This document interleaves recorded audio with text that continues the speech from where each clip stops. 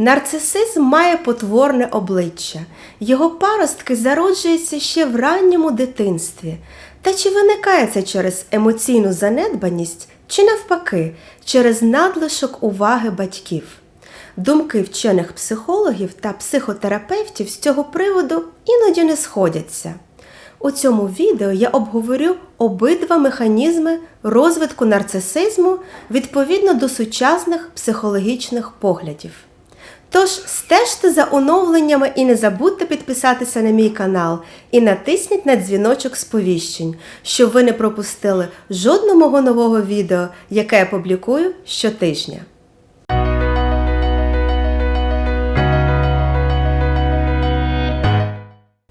«Я ніколи не робила цього, тому думаю, що зможу», говорить Пепі Довга-Панчоха, головна героїня знаменитої дитячої книги Астрід Ліндгрен. Подібні безневинні грандіозні фантазії поширені серед дітей. У дорослих також іноді можуть виникати такі грандіозні думки, які сприяють підвищенню їх самооцінки. Фантазії грандіозності нормальні, якщо ви не сприймаєте їх занадто серйозно. Ось саме тут починаються проблеми нарцисистів. Нарцисисти справді вірять у власні фантазії грандіозності. Вони мусять, бо вони не мають стабільного образу самого себе і не можуть терпіти певної емоційної відкритості та здорової залежності від інших.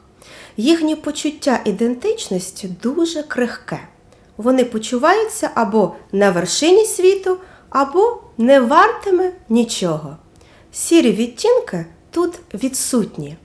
Але нарцисизм – це дещо більше, ніж впевненість в своїй неперевершеності. Це ще й впевненість в своїй важливості і перевазі над іншими. Щоб зберегти свій надмірно позитивний образ, самозакоханим нарцисистам регулярно доводиться спотворювати свою реальність. Вони відкидають суперечливі думки та почуття, пояснюючи все відсутністю розуміння з боку іншої людини або заздрощами інших. Через своє тендітне почуття власної ідентичності нарцисисти також мають проблеми з регулюванням своїх емоцій. Вони швидко відчувають загрозу і виходять із себе. Невелике непорозуміння чи конфлікт легко перетворюється на напад нарцисичної люті. Тож не дивно, що нарцисизм також завжди супроводжується міжособистісними проблемами. Міжособистісні проблеми є основою нарцисизму. Нарцисизм – це, по суті, відштовхування від себе оточуючих.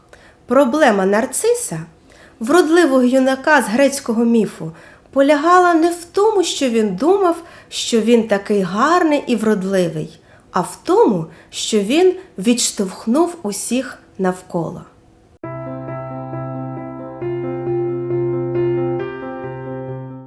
Тож як самозакоханість проявляється у повсякденному житті? Уявіть, що ви на вечірці і вступаєте в розмову з нарцисистом. Як тільки він дізнається, що ви, скажімо, вчитель, він пояснить вам, як працює світ освіти. Хоча він цього взагалі не розуміє. Незабаром у вас виникне неприємне, задушливе відчуття, і вам захочеться покинути свого співрозмовника. Але так відбувається не завжди.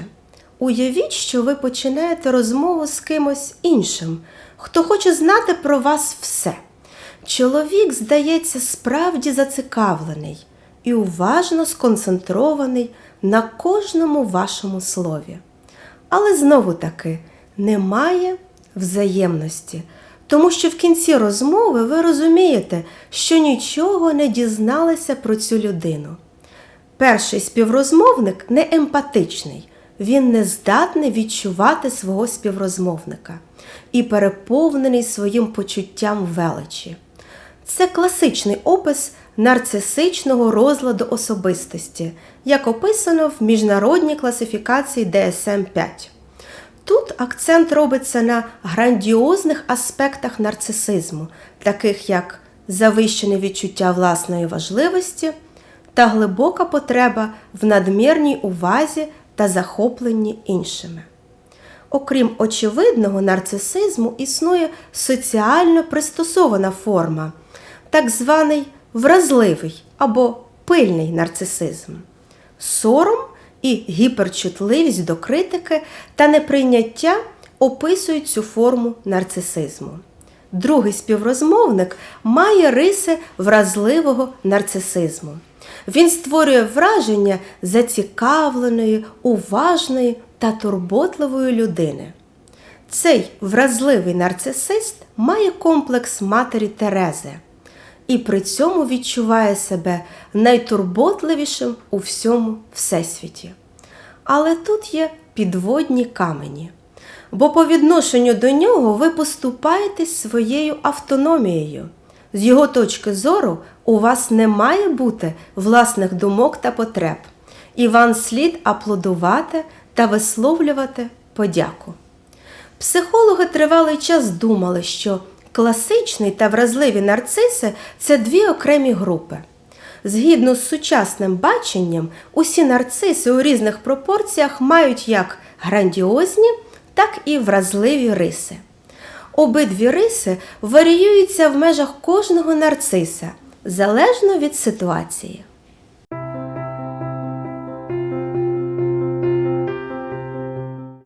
Нарцисизм зароджується у ранньому дитинстві.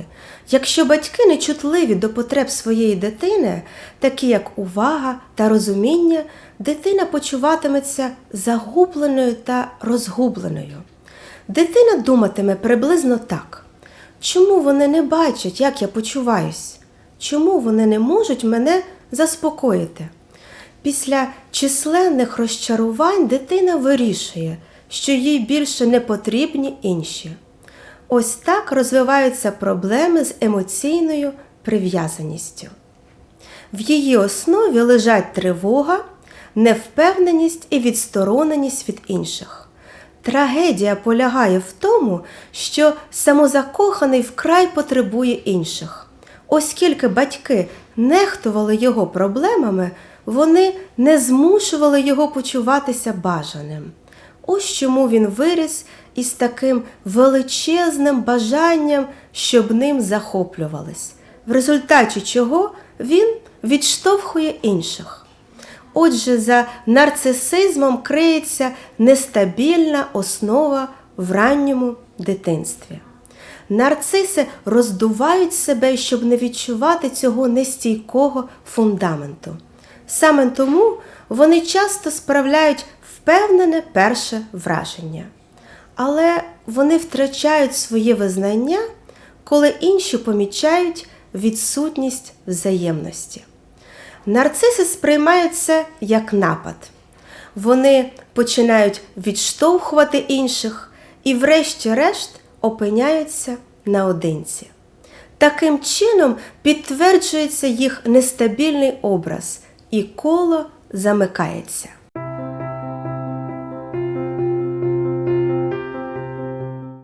Але чому у деяких дітей формуються сильні самозакохані риси? Згідно з психоаналітичним поглядом, самозакохані риси – це спроба компенсувати порожнечу, створену відсутністю батьківського тепла. Діти ставлять себе на п'єдестал, якщо їхні батьки їх недостатньо розуміють і не вбачають у них особистість. Альтернативна теорія дає інше пояснення. Деякі вчені не підтверджують те, що несвідомо низька самооцінка лежить в основі нарцисизму. Їхня теорія полягає в тому, що почуття особистої переваги над іншими живить мотор нарцисизму. Але це не те саме, що висока самооцінка. Відчуття переваги – це ієрархічне положення вас по відношенню до інших. Нарцисист ставить себе вище за інших. Ті, хто має високу самооцінку, вважають себе цінною людиною, але не ціннішою за інших. Нарцисисти можуть бути як з високою, так і з низькою самооцінкою. Маленькі діти егоїстичні, і це нормальна фаза розвитку. Таким чином, маленькі діти задовольняють свої потреби. Вони ще не можуть зрозуміти потреби та бажання інших людей. Самооцінка та самозакоханість починають проявлятися приблизно у віці 7 років. Починаючи з цього віку, діти формують глобальне уявлення про себе на основі порівняння з однолітками. Приблизно з цього віку їх починає турбувати враження, яке вони справляють на інших. Діти починають любити себе надміру, коли батьки ставлять їх на п'єдестал. Батьки, що переоцінюють, сприймають свою дитину як щось неймовірне і дарують дуже перебільшені та незаслужені компліменти. Ця тенденція до завищеної оцінки часто не пов'язана з реальністю. Наприклад, батьки оцінюють рівень інтелекту своєї дитини набагато вищим, ніж він є насправді. Вони дають своїй дитині унікальне ім'я тощо. Сучасні дослідження виявляють чіткий зв'язок між завищеною оцінкою батьків та розвитком нарцисизму у дітей. Тому дитина вважає себе особливою, коли батьки вбачають її неперевершеність. Дитина приходить до висновку, що вона має право на особливе ставлення, якщо батьки надають їй особливу увагу. Психологи зробили висновок, що умовна увага та любов призводять до самозакоханості. Для батьків, що занадто переоцінюють дітей, настільки важливо, щоб їхня дитина виділилася з натовпу, що вони непрямим текстом задають дитині установку: якщо ти не особливий, ти мені не подобаєшся. Відсутність безумовної батьківської прихильності призводить до слабкої самооцінки. У своєму наступному відео я продовжу цю тему та дам кілька порад, як не виростити нарцисиста. На закінчення хочу підсумувати, що нарцисичний розлад особистості з вразливими характеристиками виникає в дуже молодому віці через занадто багато розчарувань під час взаємодії з батьками. З іншого боку, існує більш екстравертний варіант, пов'язаний із завищеною оцінкою батьків в період початкової школи. Не кожен нарцисизм є розладом. Ця риса особистості має нормальний розподіл серед населення і пов'язана із завищеною самооцінкою та індивідуалізмом, які зайшли занадто далеко. Але суть нарцисизму завжди одна – зарозумілість і піднесення себе над іншими. В екстремальній формі ці риси можуть стати розладом. Дослідження показують, що середні показники тестів на нарцисизм у західних країнах різко зросли у період із 1980-х років до нашого часу. У нашому сучасному суспільстві, де панує жорстока конкуренція, ви можете досягти успіху, ставши неперевершеним і ніяк незвичайним. Однак ми всі пов'язані. Ми могли б стати менш самозакоханими, рухаючись назустріч один одному. Хоча дуже приємно думати, що ви можете щось зробити, навіть якщо ви ніколи цього не робили. Чи не так? Сподіваюся, вам сподобалось це відео. Наступного тижня я буду розвивати цю тему далі. Тож обов'язково натисніть цю кнопку підписки та увімкніть дзвіночок сповіщення перед тим, як піти. Висловлюйте свої думки в коментарях нижче або на моїх сторінках у Facebook чи Instagram. А також підтримайте це відео лайком. Щиро дякую за перегляд. Побачимось наступного разу.